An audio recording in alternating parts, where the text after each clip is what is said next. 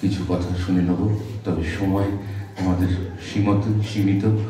তার অনেক কথা বলার থাকবে, কিন্তু আমরা তার থেকে কিছু কথা শুনব।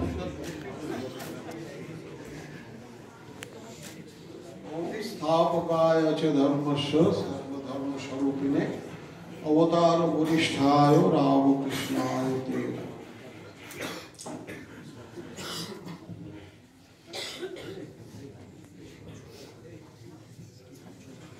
সোজা কথায় আড্ডা মারতে এসেছি আমি।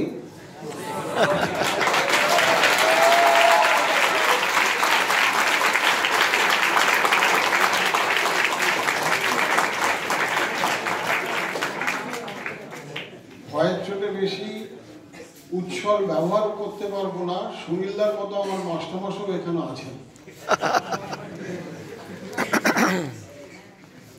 এই সুনীলদা তোমরা জানো না বোধহয়, আমি জীবনে দেখেছিলাম যে যেখানে রামকৃষ্ণ মিশন আশ্রম স্কুলের মাস্টারমশাইরা প্রচুর কামাই করছে বাইরে প্রাইভেট টিউশনি করে, সেই সময় সুনীলদা সব কিছু স্যাক্রিফাইস করে তোমাদের দায়িত্ব নিয়েছিল। ছোটরা জানো এই সুনীলদা কিন্তু তোমাদের কাছে সারা জীবনটা দিয়ে গেলেন। আমি একটু অ্যাপ্রিসিয়েট করছি। আলোচনা করছি, পর্যালোচনা বলতে পারো। কারণ দেখো, এই মুহূর্তে কিছুক্ষণ আগে ঠাকুরের কৃপায় আমার 3টে শব্দ মনে পড়ল। অবশ্যই তোমরা জানো, আমি কিন্তু সব ছোটদের জন্য বলছি, ছাত্রদের জন্য বলছি। মাস্টারমশাই যারা আছেন তারা আমার থেকে অনেক ভালো বক্তৃতা দিতে পারেন, তাদের জন্য আমি বলছি না, তোমাদের জন্য বলছি, শুনে রাখো। এই ঠাকুরের কথা ভাবতে গিয়ে কি বলবো জিজ্ঞাসা করতে গিয়ে 3টে শব্দ বললেন, আচার, বিচার, প্রচার। আচার মানে আচরণ করা, বিচার সেটাকে অ্যানালিসিস করা, আর প্রচার। তা আমি মনে মনে জিজ্ঞাসা করলাম আমি কোন গ্রুপের। বলছে তুই আচার আর বিচারে আছিস, প্রচার তোর দ্বারা হবে না। তাই এই সমাচারটা তোমাদের কাছে দিয়ে রাখলাম যে আমি কিন্তু তোমাদের কাছে কখনোই প্রচারের কথা ভাবি না। আমি ভাবি যে আমি এখানকারই একজন মানুষ ছিলাম, আছি, থাকব। এই মুহূর্তে হাততালি দিলে সব পাখি উড়ে চলে যাবে। ব্যাপারটা দেখো, এই মুহূর্তে আমার যেটা মনে পড়ছে সেটা হচ্ছে লোকেশ্বরানন্দজির কথা। কারণ এই লোকেশ্বরানন্দজি যদি না থাকতেন ব্লাইন্ড বয়েজ একাডেমি তৈরি হতো। কারণটা তোমরা জানো না বোধহয়, যারা পুরনো তারা জানেন। আমরা 2-4 জন হয়তো স্মরণ করতে পারি। অনেক ছেলে পড়াশুনো করতে এসেছে আর ডিপার্টমেন্টের, তখন রিফিউজি ক্যাম্প থেকে ছেলে নিয়ে এসে স্কুল খোলা হয়েছে। একটি ব্লাইন্ড ছেলেও এসে জুটেছে। সে মহারাজকে বলেছে, মহারাজ আমার জন্য কিছু হবে না? তো মহারাজ বলেন, হ্যাঁ দেখছি না তোর জন্য কি করা যাবে। তাই সেই ব্লাইন্ড ছেলেটি থেকে নিয়ে আজকে ব্লাইন্ড হয়ে থাকে। সুনীল বোধহয় ঘটনাটা মনে করতে পারছে। তবে তোমাদের একটা কথা আমি বলে যাই,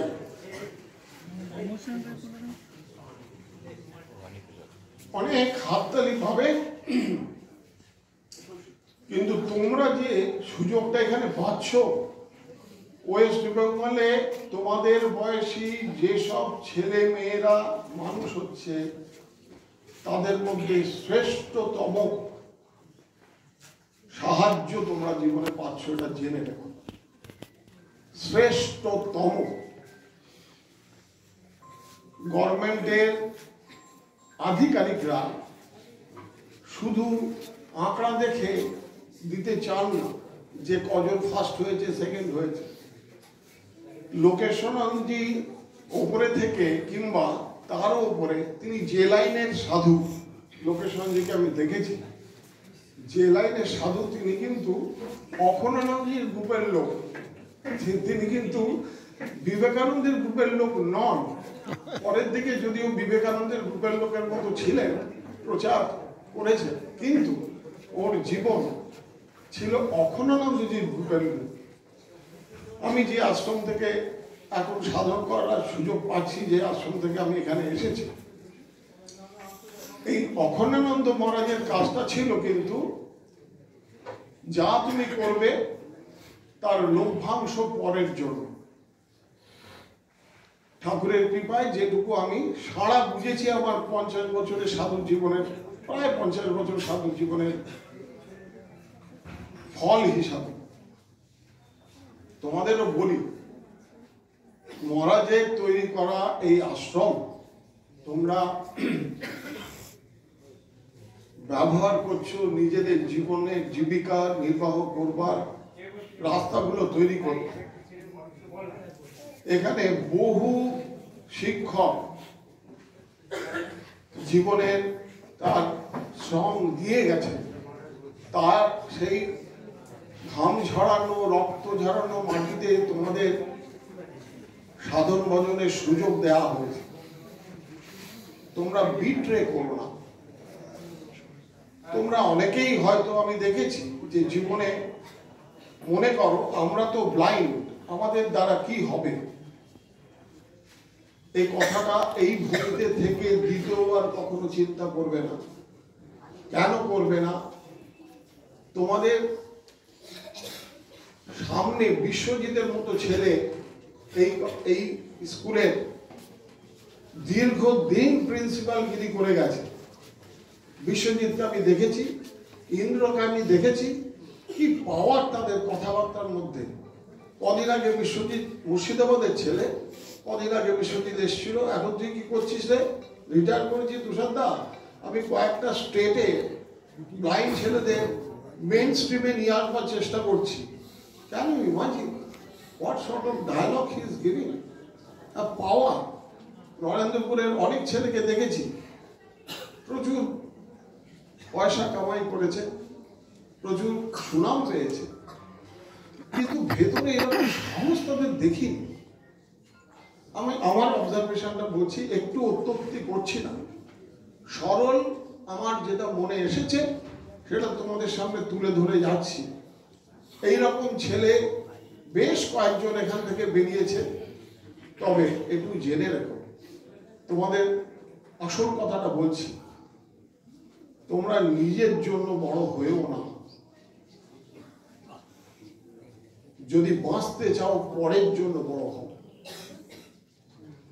এমন ভাবে জীবনটাকে তৈরি করো, গান বাজনা হোক, খেলাধুলো হোক, কিংবা তোমার পড়াশুনো যাই হোক, এমন ভাবে নিজেকে তৈরি করো যাতে দু চারটে ছেলে মেয়েকে তুমি সাহায্য করতে পারো তোমার জ্ঞানের দ্বারা, সেই বিষয়ের জ্ঞানের দ্বারা।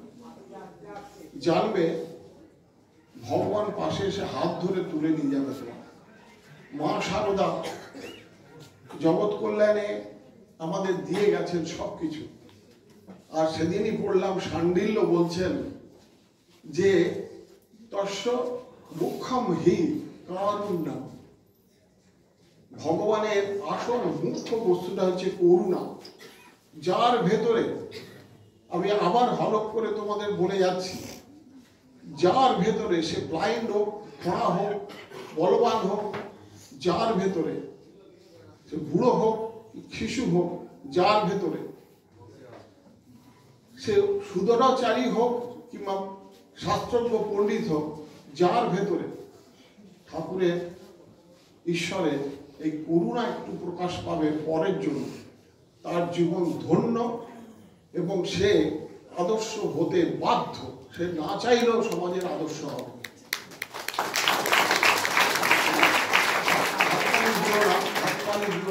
মরমে মরমে অনুভব করো, কারণ হাততালি সম্বন্ধে একটা ছোট্ট গল্প আছে, আমার খুব খারাপ লাগে।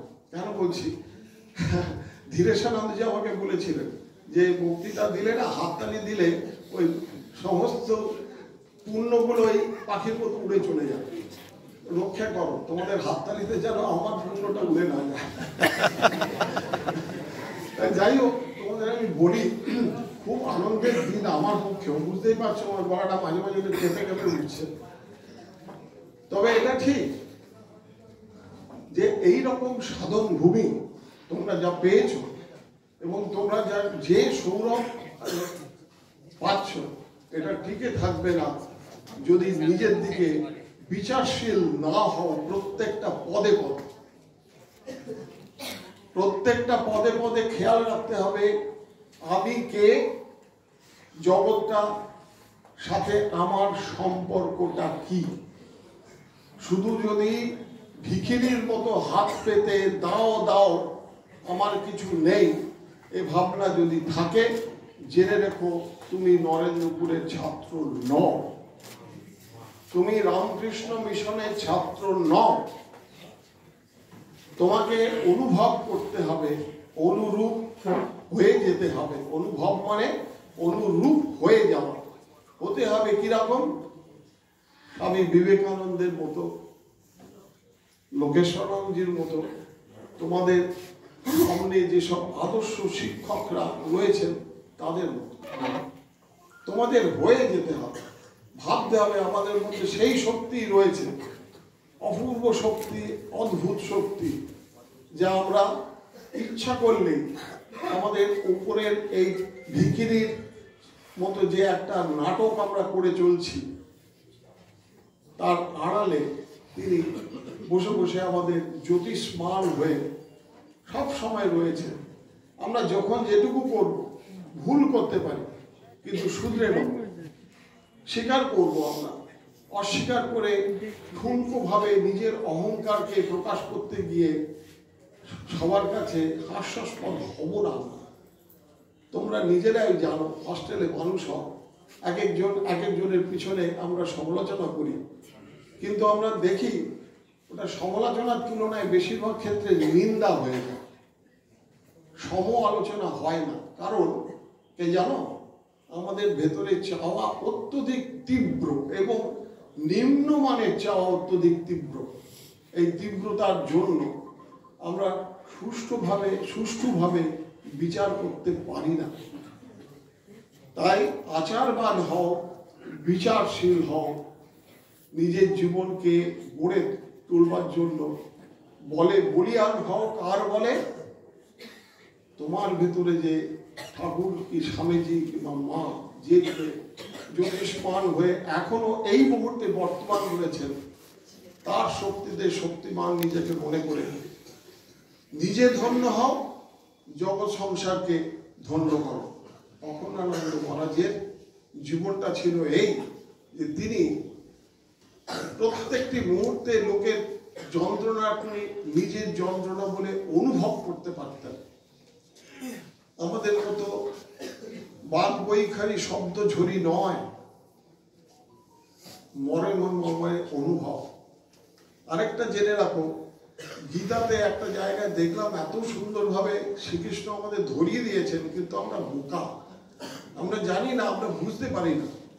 তিনি সেখানে বলছেন যে আমরা মনের মধ্যে সহজেই আমাদের সকল ছোট থেকে আরম্ভ করে বড় সকলেই আমার মনের মধ্যে থাকে যে আমরা জীবনে কি চাই। আসলে টাকা করি তা তো চাই না, মান যশ তা তো চাই না, কারণ দেখছি মান যশ টাকা করি এসবের জ্বালা অনেক বেশি। এটা পেতেও জ্বালা, পেয়েও জ্বালা, ছাড়বার সমাতেও জ্বালা। টাকা থাকলেই বুঝতে পারছো কি হয়। সম্মান হলে তো তোমার ইচ্ছে হচ্ছে না কোনো জিনিস, তবু তোমার সেজে সুজে থাকতে হবে।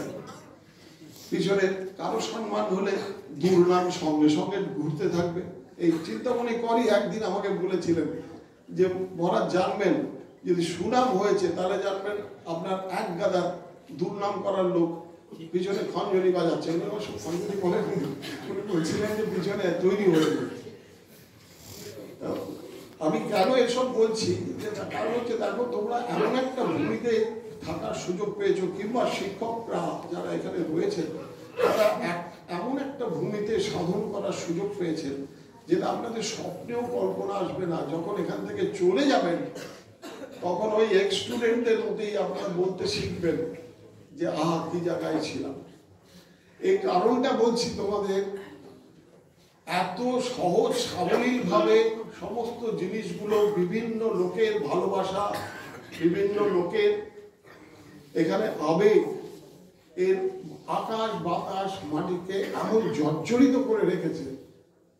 অতি সুদূরাচারও এখানে এসে কি হয়ে যায় জানো, ভগবানের নাম করতে, নিজের স্বরূপকে চিন্তা করতে বাধ্য হয়, নিজের ভেতরের সত্তাকে বিশ্বাস করতে বাধ্য হয়, এবং তার ফলে সে কি লাভ করে? সেখানে বলা হয়েছে ক্ষিপ্রম ভবতি ধর্মাত্মা সাৎসৎ শান্তি নিগচ্ছতি। এখানে ফিরে আসার পরে তার নিজের স্বরূপের কথা যখন তার মনে পড়ে, নিজের ভেতরের পাওয়ারকে যখন তার খেয়াল করে, তখন সে সত্যি সত্যি একজন ধার্মিক মানুষ হয় খুব তাড়াতাড়ি। এবং শুধু তাই নয়, শাশ্বত শান্তি যা তার ভেতরে আগে থেকে ছিল, তোমাদের ভেতরেও রয়েছে, সেই শান্তির উপর থেকে তার অজ্ঞানের প্রলেপ সরে যায়, জীবনটা আনন্দে ভরপুর হয়ে যায়, তাকে নিয়ে অন্যের জীবন আনন্দে ভরপুর হয়ে যায়। গীতাতে শ্রীকৃষ্ণদেব বলেছেন যে রোমাং সুহৃদ হিসাবে আমাকে দেখে, তার ক্ষেত্রে শান্তি বিরাজ করে। উনি বলছেন যে আমি দেখতে পাচ্ছি, আমি ভোক্তা, সমস্ত জগতের আমিই ভোক্তা, একমাত্র আমি। যে ভেতরের আমির যে সত্তা, সেই সত্তাই আমার জগতের সৃষ্টিকর্তাও আমি, আমার জগতের দুঃখ আনন্দের কারণও আমি, আমি সমস্তটা ভোগ করছি। এত সাহস তার ভেতরে, অপরের দোষ দিয়ে নয়। জগৎটাকে নিজের করে নিতে কথা যে মা তোমাদের কাছে বারবার বলেছে তোমরা মুখস্থ বলো, তার কথার অর্থটা জানবে। তুমি আর জগতের মধ্যে কোনো তফাৎ নেই। শিবানন্দ তুরিয়ানন্দজি জীবনে শেষে বলে গেছেন, ব্রহ্ম সত্য, জগৎ সত্য, সত্যে জগৎ প্রতিষ্ঠিত। মানে জগৎটা সত্যের সাথে একই সত্য, কখনো জগৎ রূপে প্রকাশ পাচ্ছে, কখনো সত্য রূপে প্রকাশ পাচ্ছে তার ভেতরে। একম সৎ বিপ্রা বহুদা বদন্তি, মানে অন্যরা বহু রকম বলে, কিন্তু এই বহু রকমটাই কিন্তু তারই বিভিন্ন ছায়া রূপে সমস্ত দেখা যায়। তার ছায়াগুলোকে ধরে ধরে যখন সোর্সে এসে দেখবে, তখন দেখবে তোমার ভেতরের যে সত্তা, তিনি সেখানে হাস্য উজ্জ্বল, মানে হাস্য উজ্জ্বল একটা মূর্তি রূপে তোমার ভেতরে বিরাজ করছেন। আগেও করছিলেন, এখনো করছেন। ঠাকুর আমাদের এই রূপটি সবার ভেতরে দিক, এই আমাদের প্রার্থনা। তোমাদের এই আমার একান্ত প্রার্থনা। অখনয় রাজ্যে শেষ জীবনে থাকতে পেয়ে আমি এই অনুভব করতে পারছি যে জগতে কিছু ভুল নেই, যা করবার ভগবান করে যাচ্ছেন। যে ভালো করবে তার ফল ভালো হতে বাধ্য, যে খারাপ করবে তোমাকে শাস্তি দিতে হবে না, প্রকৃতির নিয়মে সে শাস্তি পেতে বাধ্য। ধন্যবাদ সকলকে, আমার সশ্রদ্ধ